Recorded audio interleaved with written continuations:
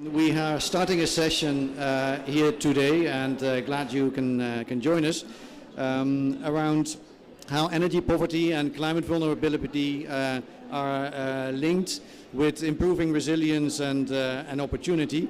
And what we'd like to do today is come forward with a commitment from the off-grid solar industry to improve the lives of 1 billion people. We are starting a little bit late because we are hoping to have an extra panelist. Hopefully he will join us still as we are moving on, but it will be good to get started anyway and see if he can join us. The way we want to do this is we first would like to have a presentation that is being given by my colleague Patrick Tonui here from Gogla. He is the head of policy and regional representation.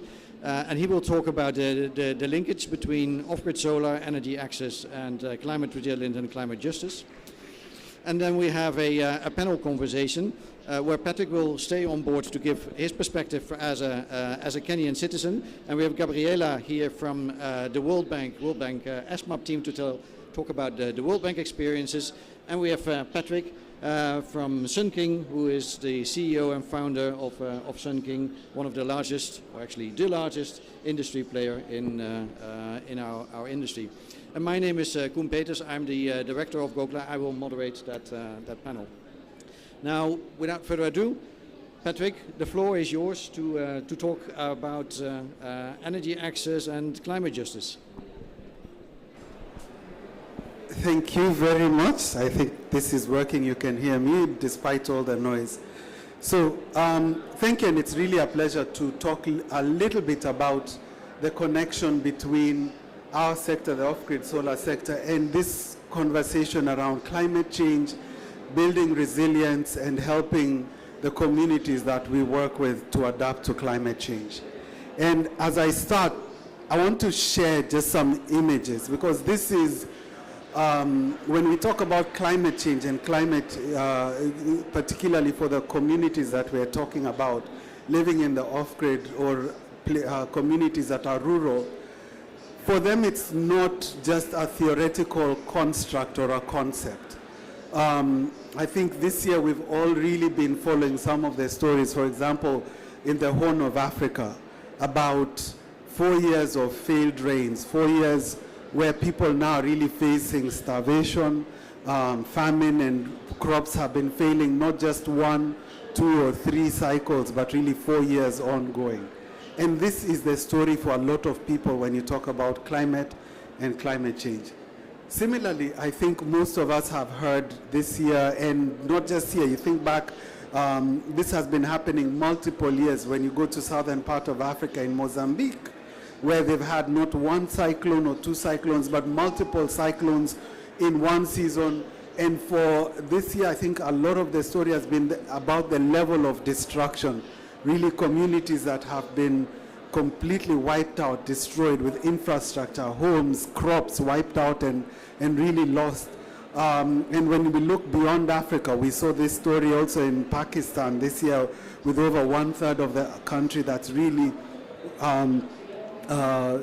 underwater. And for a lot of people, that is what climate change is about. And an ongoing theme that we've heard multiple times in this COP, and I think has been talked about by a lot of the developing countries, is really for them, it's not just about a story about climate change, but really around climate justice. That really those that have today are most vulnerable to climate change are also those that have least contributed to climate change. It's a communities that are really doing very little in terms of contributing to the historically and currently to carbon emissions. And these are the people that we are also really struggling to see how do we help them be able to better adapt and also be more resilient in the face of climate change. And also they are the ones that are feeling these impacts the most. So for us as an industry, particularly the off-grid solar industry, working on reaching and serving and supporting communities that are the poorest, the lowest income, the ones that are really most vulnerable to things that we are grappling with as a global community under the Sustainable Development Goals, about building economic livelihoods, improving their quality of life, giving access to a lot of the things we take for granted, be it on healthcare, education, decent quality of life. These are really the people that we're trying to reach, and the fact is today, they are also the ones with the least power to adopt to climate change. And I think this is what we as an industry sector want to present and be able to commit to and talk about. So it's really famine, failed crops, and everything else. And guess what? The truth is right now, if we don't do something as a global community, these same people and the numbers that we're on track is 500 million will remain without access to energy. Energy that, as Secretary Ban Ki-moon over 10 years ago, as the Secretary General for Energy, for the UN, did state that energy really is this thread that runs through everything else we do, that whether you're talking about education outcomes, health outcomes, quality of life outcomes, access to energy really is the underlying pin that if we don't do something along about making sure everybody has access to energy, will really compromise all the other goals that we're trying to reach under the climate change. So for us as an industry, and I think something we've got to adopt, and you're hearing this across all the conversations happening today here, is the least responsible for climate change are also the worst affected. And really we need to do as a global community what we can to give them the tools to be able to combat and fight climate change. So what do we think we can do, and what are we proposing as the off-grid solar industry? For us as the off-grid solar industry, and this framework that came from an organization called Practical Action really talks about we need to build, one, the adaptive capacity of these communities to be able to adapt. The climate is changing. The rainfall patterns are changing. Temperature is going up. Those things are happening today. There's nothing we can say today about doing about it. But we need to build the ability to adapt now to the changing climate. Secondly, we also need to do what we can to be able to build the ability to absorb this changing climate and really enhance that resilience as things are changing, that they can be able to take these shocks that are happening in terms of the rainfall patterns, in terms of what foods they're able to produce and how their foods are happening. And lastly, as we look forward, that we can better build more resilient communities, particularly in these off-grid populations. So we as the off-grid sector, particularly when we talk about we as a renewable energy technology that is climate smart, know that we can contribute, and this is a commitment that we want to make today and we want to really present. We know that our products from the off-grid solar industry, one, can provide support to households, and these households will be able to really build and strengthen their ability and their quality of life today, but also strengthen their ability to adapt and be more resilient in the face of climate change. When we look also to what they are doing for their livelihoods in their production, whether in agriculture or outside agriculture, to be able to start and support their businesses that enable their quality of life and really earn incomes and support their families, we can do something as a off-grid industry. And then also beyond that, in the public domain, to our health infrastructure, education infrastructure, we believe that we can contribute to that. And that's a question in what we are talking about today. We believe that we can really power and support hundreds of millions of households to be able to be better resilient, adapt more, and also these communities that they live in, and strengthen and reduce their vulnerability to the climate change that we are seeing today. So today, what's the off-grid sector done? We, over the last 10 years, our industry has been able to reach and support 490 million people. And in the process of doing that, we know that we've also been able to forego or see that we've avoided about 190 million metric tons of carbon, because we are solar-based renewable technology, which is the equivalent of really taking 51 coal power plants offline. So let's talk about this adaptation and resilience. So we know as a sector we can, number one, power green jobs and really enable diversification in the lives and livelihoods of the communities that we're working in. Second, we can enhance food security as well as access to clean water. And this is water both for household use as well as for productive or agricultural purposes for their crops as well as for their livestock, and also support things like agro-processing and in all these communities, again, that are really today left behind. And lastly, we can also enable access to information, access to technology, access to the things that many of us that live in a modern community or in a first world that we're taking for granted. We don't connect climate change to how the quality of life that we're living every day. For us, it's still maybe a minor convenience, but not for these communities. So our commitment today that we're talking about is we know we can power 1 billion lives by 2030. How can we do that? One, we know that we can give about 550 million people who today live without access to modern energy. This energy that needs to support them to be able to do, again, adapt and be more resilient in the face of climate change. We can make sure that they have first-time energy access, and this energy access is from basic lights, but beyond that also to be able to power basic appliances in their that we take for granted. This is for charging phones, TVs, refrigeration in the household, run small pumps, and things like that. Secondly, we know we can support those who are living in weak grids or where their energy access is quite unreliable, that we can really strengthen the energy services that they have access to. And we know there's a lot of people who may have on paper access to energy, but this energy is not at the level of service that we would want for them. And then lastly, we can provide about 190 million people with economic opportunities, which means enabling productive use of energy both in agriculture and outside agriculture so that they can earn a decent living for them and their households. So what do we mean with this? If we are able to reach this 1 billion people, we'll be able, one, to drive resilience for those communities by strengthening and supporting them to have access to health, better health outcomes, because we are replacing things like kerosene lamps, which they rely on for light today, which really has negative health outcomes. We can strengthen their ability to produce food and also produce food for themselves and for their communities, and strengthen food security. Secondly, we can also provide these green jobs. Third, we can really create green growth and also provide really this income generation for millions of people.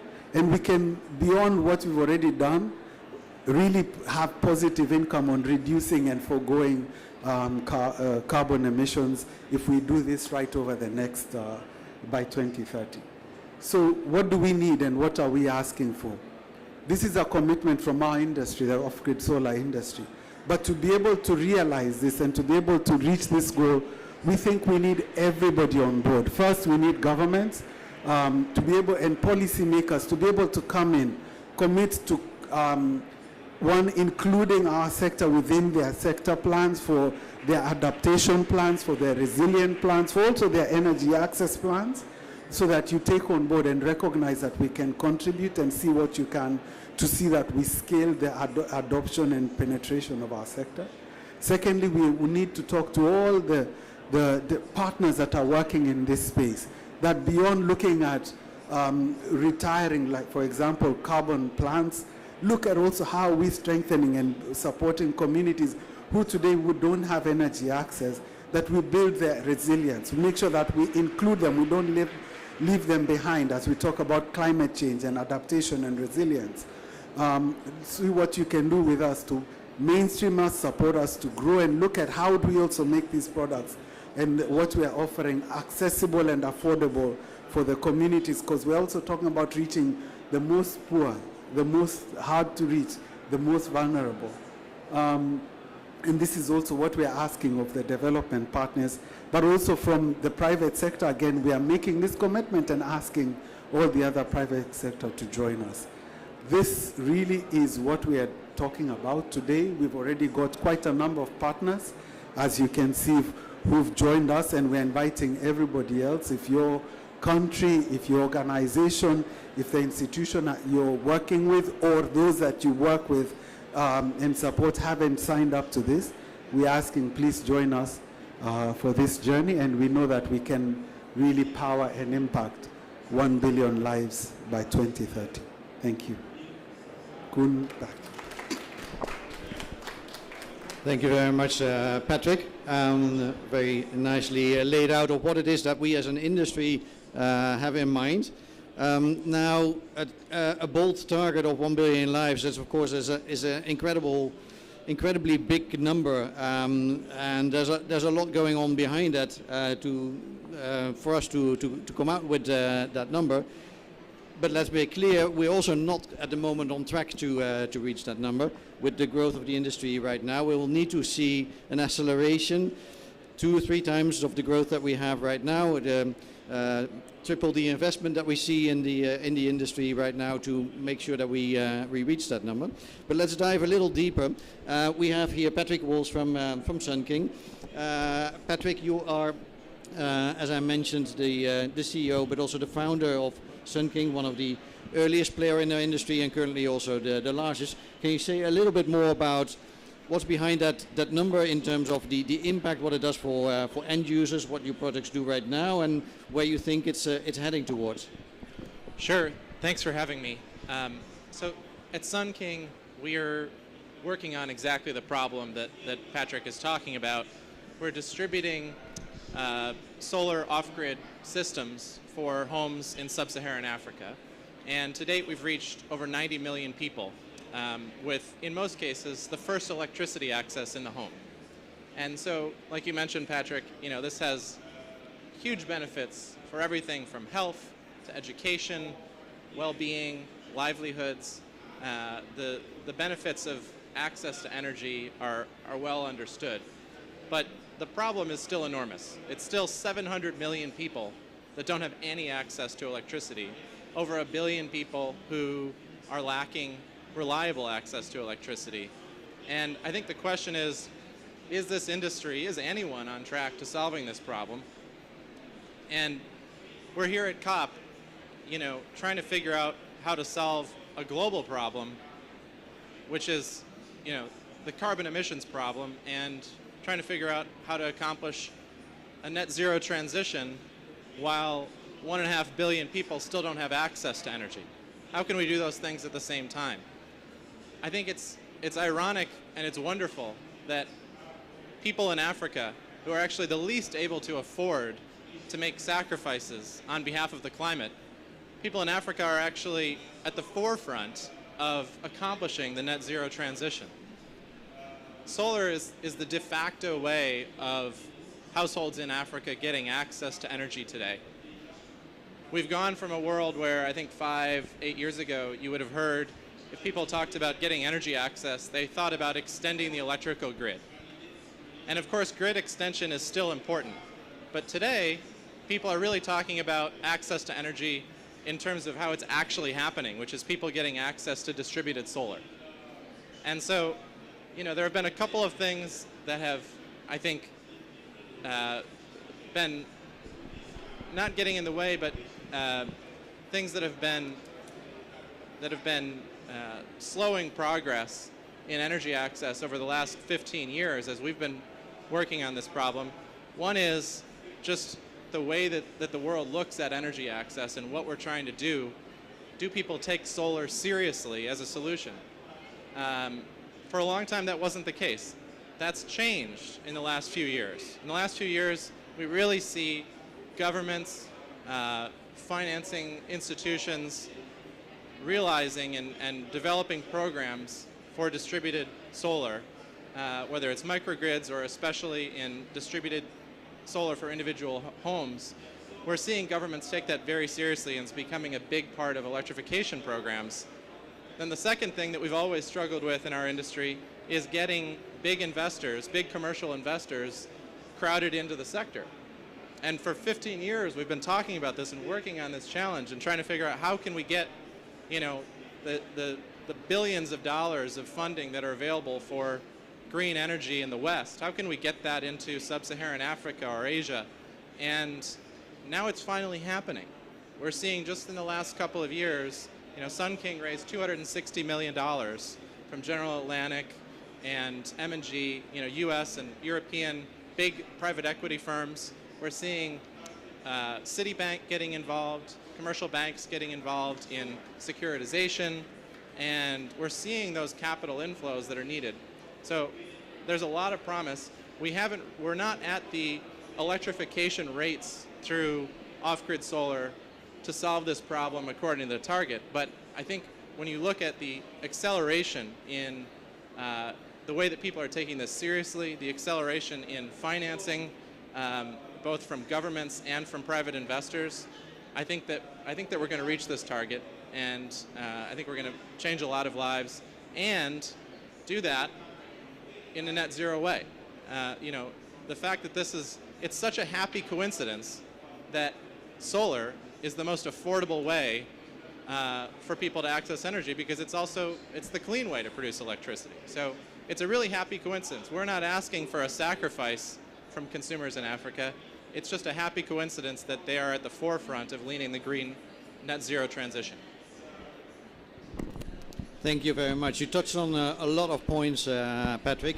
You talked about the impact and the fact that with very small products for individual households, we're reaching big numbers and big impacts overall, and contributing really to a global program, and how we are starting to mobilize a lot of private finance, but also how we do that with a lot of support from public funding and with a strong involvement of the government. We were hoping to have here a representation from the Nigerian government right now. Unfortunately, there was a clash in agendas, and the gentleman had to pull out the last minute.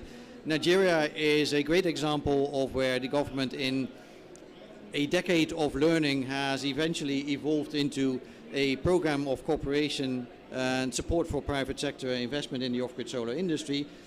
That's been really successful, really enabled you to, you and other companies, to really scale up your growth and sales towards and reach more customers.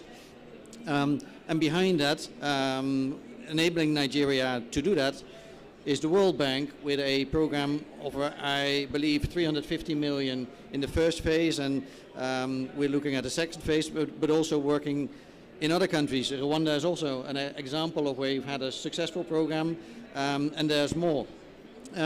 Gabriela, let me let you do the talking about it. Can you tell us a little bit of what, how the World Bank is supporting energy, the access, and where you think you're heading?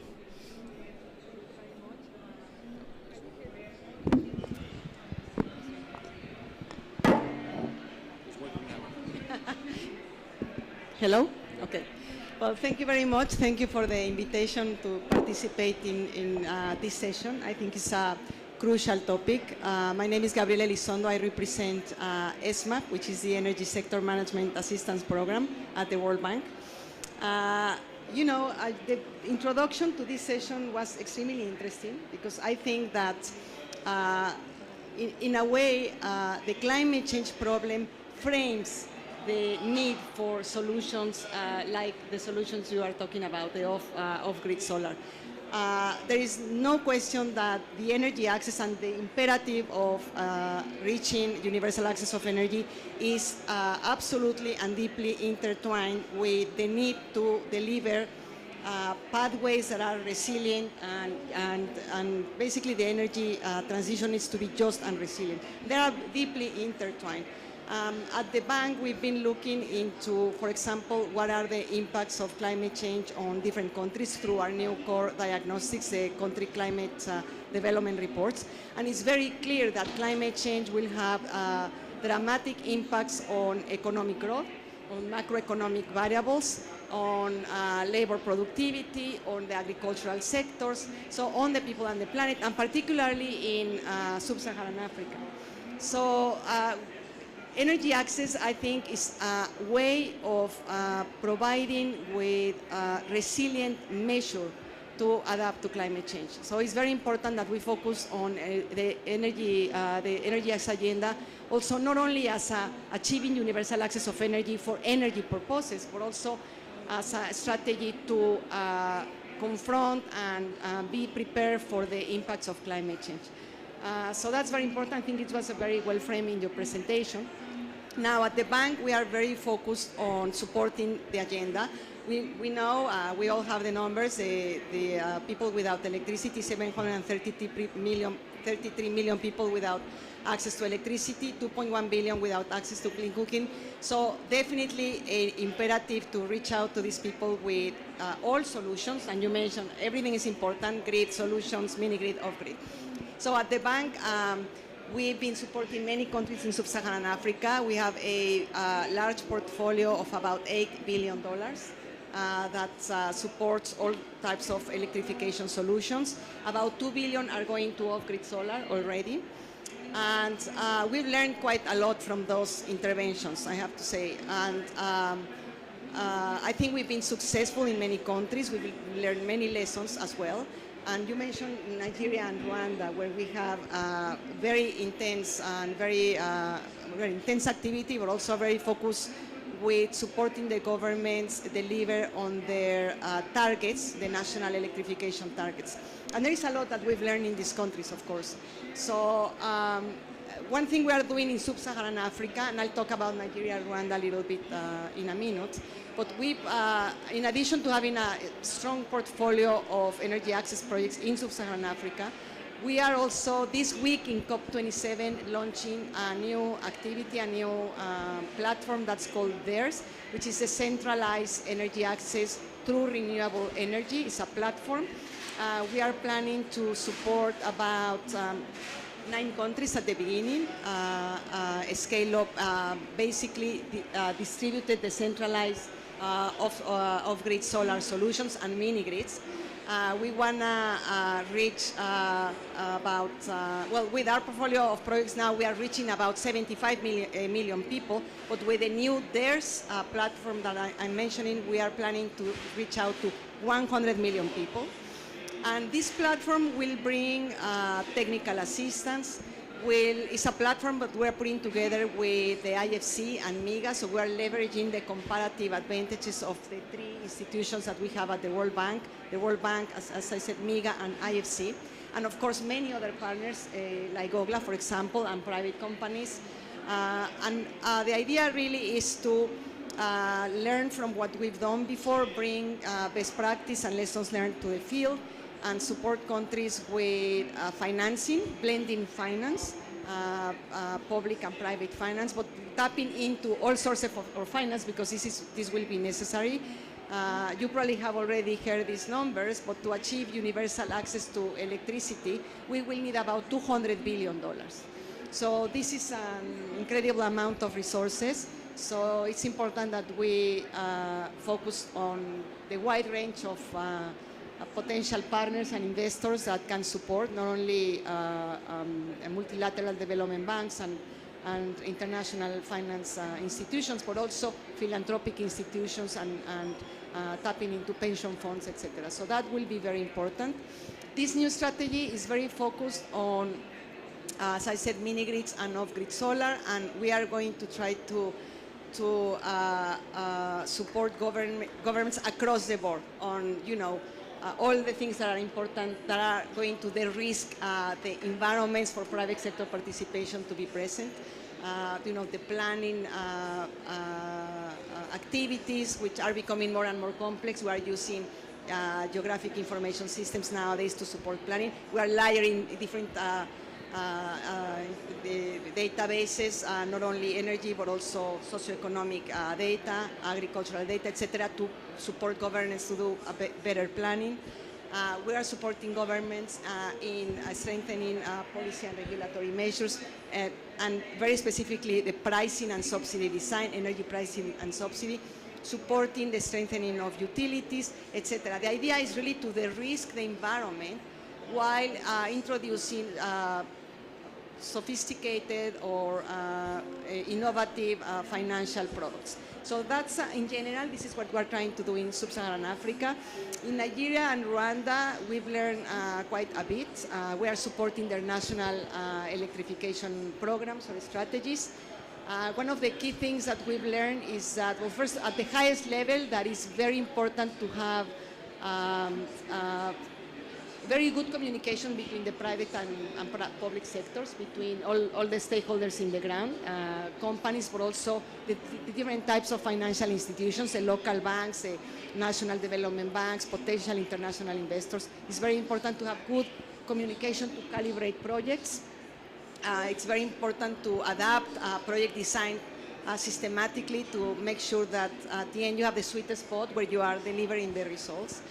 And we've found in these two countries, by the way, that's very important to use results-based finance and to introduce smart subsidies, especially those that are progressive and target the end users. This has been quite important, and of course supporting all sorts of regulations, right? Pricing in general, to close the affordability gap in the appropriate way, and certification standards, etc. So this is very general, but this is where the bank is paying a lot of attention, and we are very proud of what we have accomplished. We are very mindful of the magnitude of the challenge, and I'm very much engaged with supporting off-grid solar and mini-grids in Sub-Saharan Africa. Thank you very much, Gabriela. There was a lot of information in there. The thing I liked about what you're saying is, well, you talked about DARES, the new initiative of the World Bank. Yesterday morning, we heard your managing director from the World Bank say that he is very bullish about energy access, and that the World Bank was ready to intensify their efforts significantly, because it's about time that we get that energy access issue sorted. I also liked what you said about industry and or private sector and the World Bank and governments needing to work together, and how it's important that you have that dialogue and that you learn constantly how to adjust. Because what I think we have is here a fairly unique form of partnership between governments and private sector, where we see humble leadership and willingness to learn and adapt to make sure we reaching the targets that we want to reach, and that I think that's really important that we keep that spirit and continue from there. Patrick, you're sitting here both as a Kenyan experiencing climate change and the energy access issues in your own country on a daily basis, but also as a head of policy, where you are responsible for maintaining the dialogue on behalf of our industry members with governments, and making sure that they create a good enabling environment, not just in terms of finance and support programs, but also the right regulatory systems around that.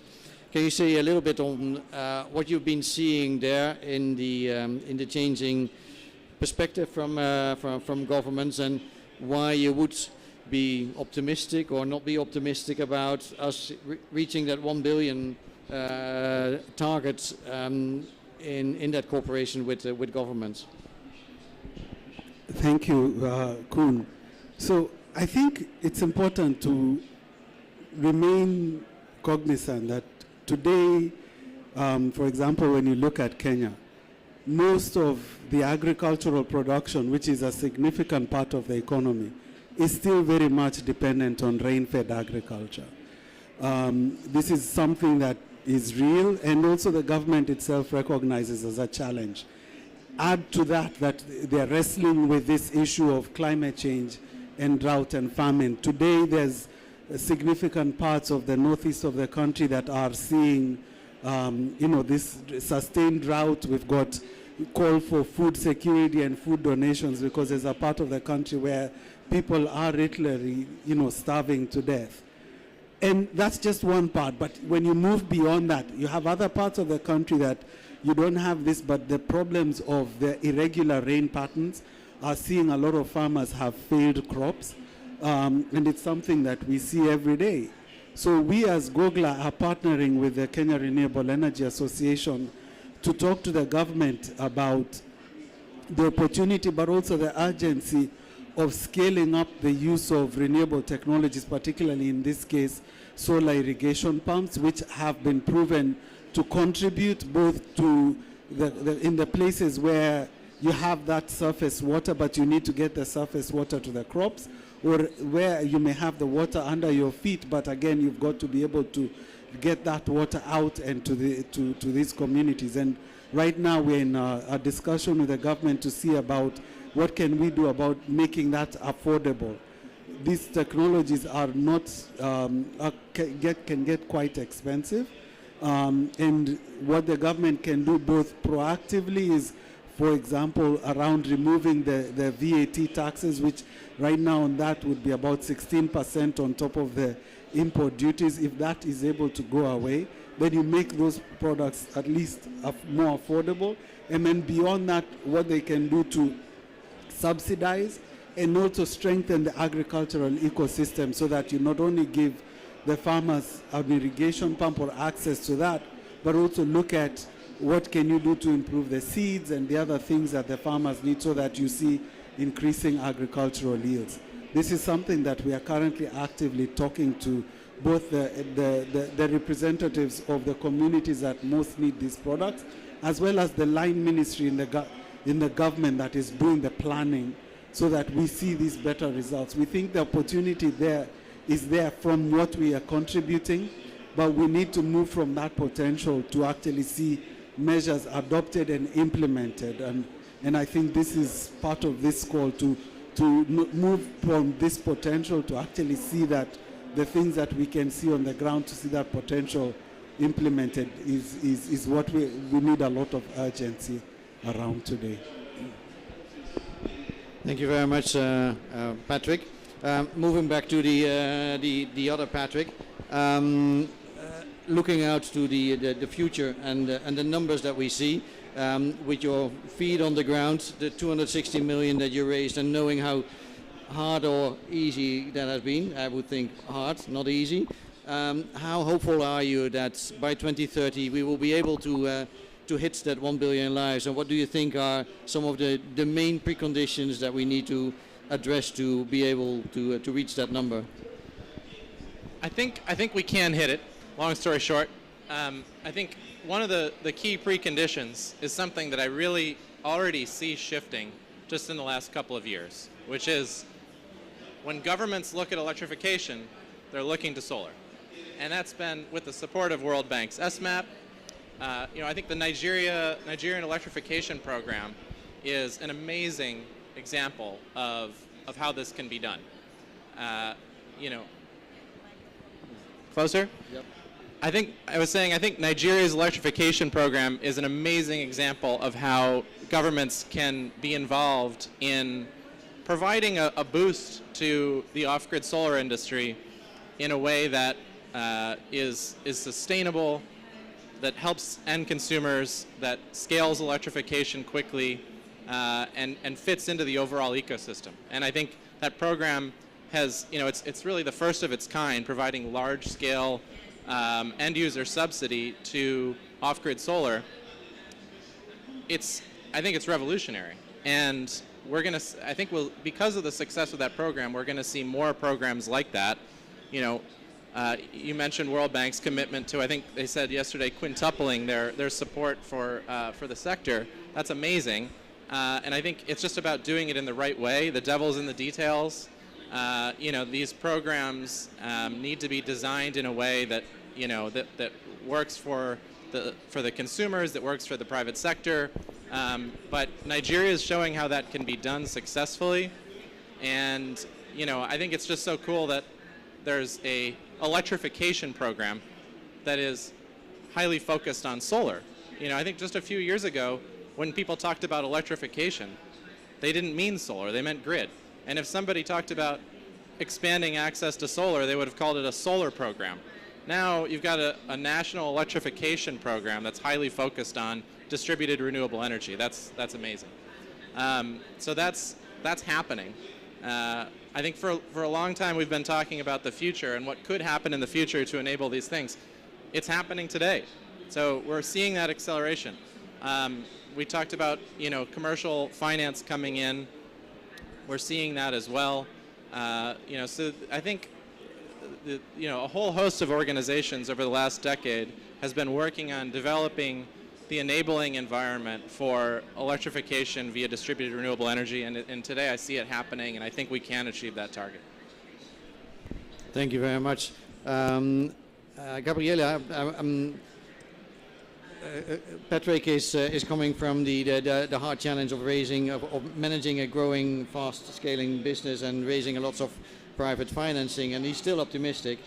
You are working with governments in very complex and difficult programs, where there have been a number of success stories, also a number of stories that didn't work out as planned. How optimistic are you that we will be able to reach that 1 billion lives by 2030? So I am very optimistic. I tend to be a very optimistic person in general, but I think I'm optimistic about reaching the 1 billion people with access by 2030. I think the reason why I'm optimistic about that is because the solutions are there, which is what has been difficult in the past. The testing the cost effectiveness and the general reliability of solutions like off-grid solar or mini-grids has been a long journey. But I think we are now there where the solutions exist. There is a lot of innovation going on, and I think what you said is important. It's been revolutionary.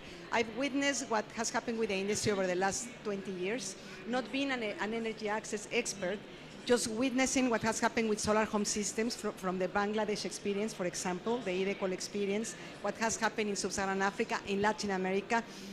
It's amazing. And we've reached a point where as you said it very well, that the devil is in the details. We reach a point where what we need is the finance. I think the actors are ready, the industry is ready, the technology is ready, innovation is fast. We need to accelerate because now the climate change problem is becoming a real issue, and for populations and people to be able to adapt to climate change and to develop just for human development, right? We really need to accelerate electricity access. So now it's not only about providing people with electricity or clean cooking. Now it's about providing people with the means to be able to live. It goes beyond electricity and what electricity means for development. Now it means really what electricity like what people need to live in an environment where we'll see more droughts, we'll see more issues with food security, we'll see all of these problems. By the way, this has been exacerbated by all of the multiple crises that we have nowadays, and not only the COVID-19, which was already a hit on Sub-Saharan Africa. The planet, but also Sub-Saharan Africa, right?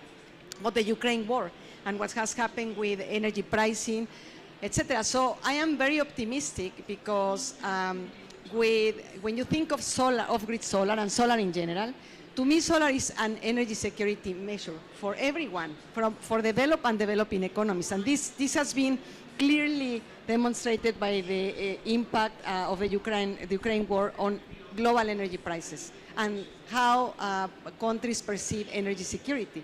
So it's going to be very important to have sources of energy to adapt to climate change. And to also have secure sources to be able to deliver the services for the most basic things that we need, not to adapt to climate change. So I'm optimistic because everything is there. Now, the devil is in the details. And to attract, public sector finance, public sector funds are limited. Concessional funding is extremely limited. This is an area where everyone has to campaign, right? We need to make sure that concessional finance is there to tackle climate change, to tackle adaptation. And talking about climate justice, this has implications for the past and for the future, right? But we need the resources to tackle climate change and to achieve universal access of energy. Now, the key question here is how do you attract private sector participation? How do you bring financiers into the markets, and also that financiers put skin on the game? Because at the end of the day, it's all about risk.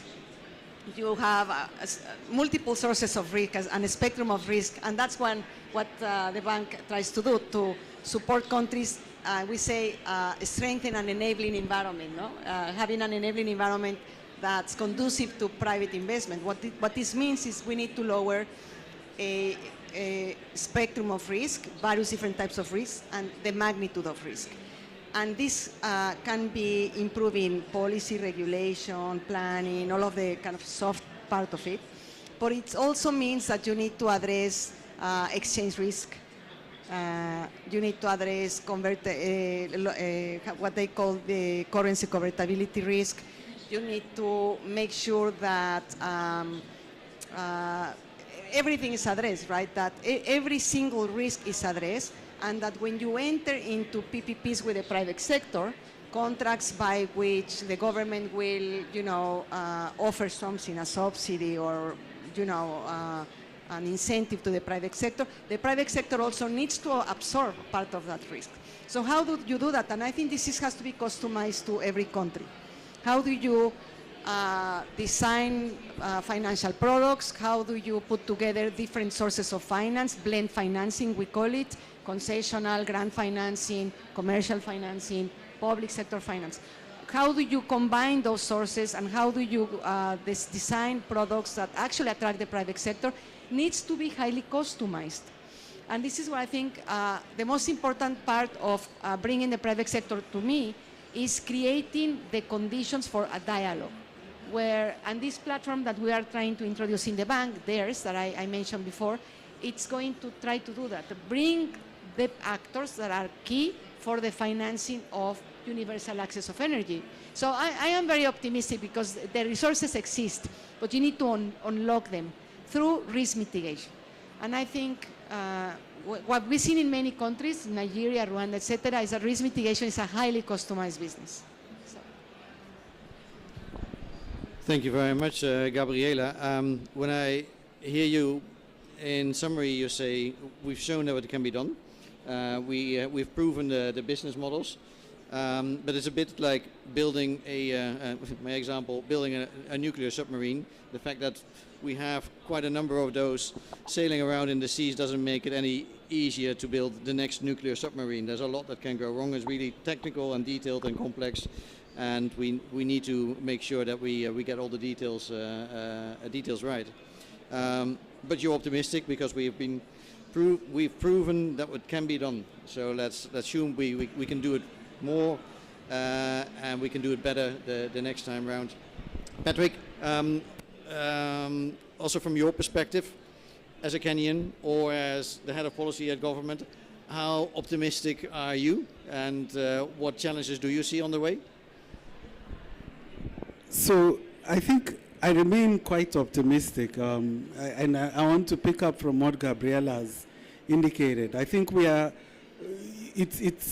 seeing a lot of the pilots and some of the models already proven. Patrick mentioned about Nigeria.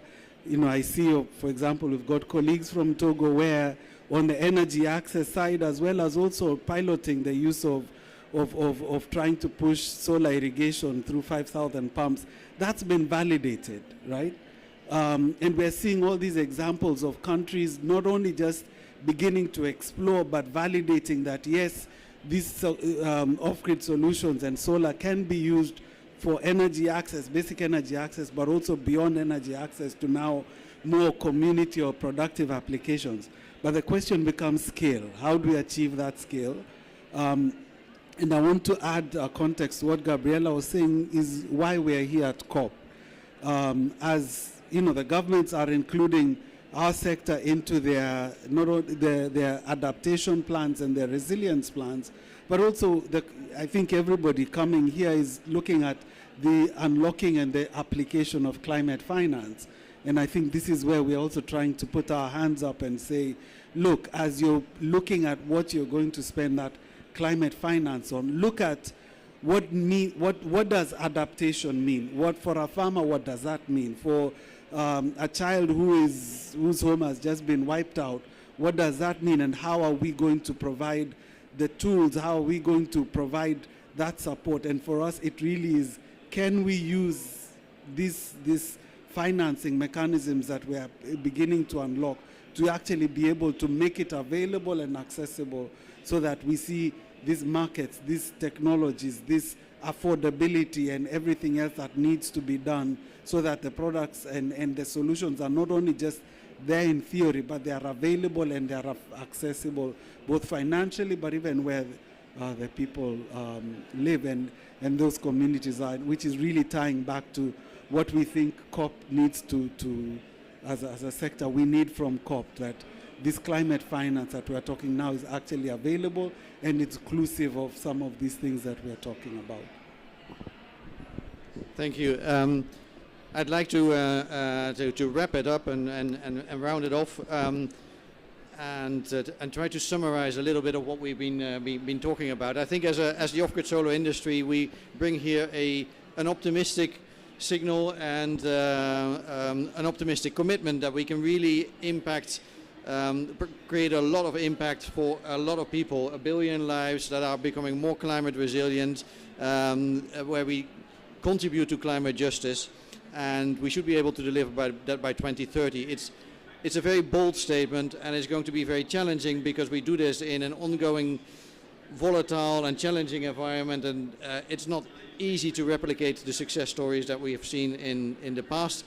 It also requires that we continue to build our special relationships with the World Bank, with governments, with donors that enable us to play this fantastic role. But we firmly believe it is possible.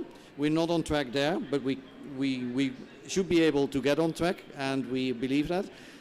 And it's also critical that we do that, because we do that, of course, we come out with this bold statement and commitment in a context of climate disasters increasing every year, and climate injustice becoming an ever-growing problem for the negotiations that we're having around how to deal that. So it's critical that we work together on delivering this.